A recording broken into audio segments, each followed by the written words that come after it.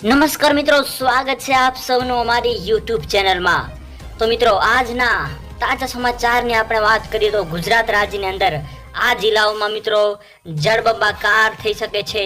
અને સાથે સાથે 10 ઇંચ સુધીનો વરસાદ પણ પડી શકે છે એવું અનુમાન લગાવવામાં આવી રહ્યું છે।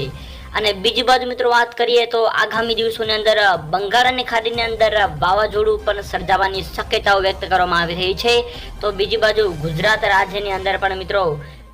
અતિ ભારે વરસાદ અને અમુક વિસ્તારોની અંદર આગામી દિવસોની અંદર ભારે વરસાદ પડવાને કારણે રેડ એલર્ટ પણ જાહેર કરવામાં આવી શકે છે એવું હાલ અનુમાન લગાવવામાં આવી રહ્યું છે। તો અહીં મિત્રો બીજી બાજુ આપ જોઈ શકો છો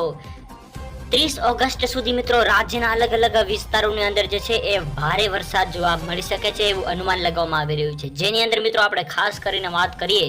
તો દક્ષિણ ગુજરાત અને સૌરાષ્ટ્રના વિસ્તારોને વરસાદનું જોર વધારે રહી શકે છે। આ સાથે સાથે આગામી દિવસોની અંદર જે છે એ ભારે વરસાદ પડવાની પણ શક્યતાઓ વ્યક્ત કરવામાં આવી રહી છે, જેની અંદર મિત્રો આપણે વાત કરીએ તો એક સાથે બે વરસાદી સિસ્ટમો સક્રિય થવાને જઈ રહી છે। એવામાં રાજ્યના અલગ અલગ વિસ્તારોની અંદર સુરત, નવસારી, વલસાડ, દમણ અને દાદરા નગર હવેલીમાં ભારે વરસાદની શક્યતાઓ પણ હાલ વ્યક્ત કરવામાં આવી રહી છે। આ સાથે સાથે બીજી બાજુ મિત્રો આપણે વરસાદની વાત કરીએ તો થંડરસ્ટોર્મની સ્થિતિના કારણે સક્રિય હોવાના કારણે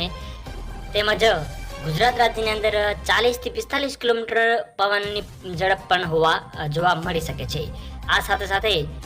થંડરસ્ટોર્મ એક્ટિવિટીને કારણે બનાસકાંઠા, પાટણ, મહેસાણા, સાબરકાંઠા, ગાંધીનગર તેમજ અરવલ્લી, ખેડા, અમદાવાદ, આણંદ, પંચમહાલ, દાહોદ, મહીસાગર, વડોદરા, છોટાઉદેપુર, નર્મદા, ભરૂચ, સુરત, ડાંગ, તાપી, નવસારી, વલસાડ, દમણ, દાદરા નગર હવેલી વગેરે વિસ્તારોની અંદર પણ મિત્રો ભારે વરસાદની આપણે કહી શકાય સંભાવનાઓ વ્યક્ત કરવામાં આવી રહી છે। મિત્રો, જેની સમગ્ર નવી અપડેટ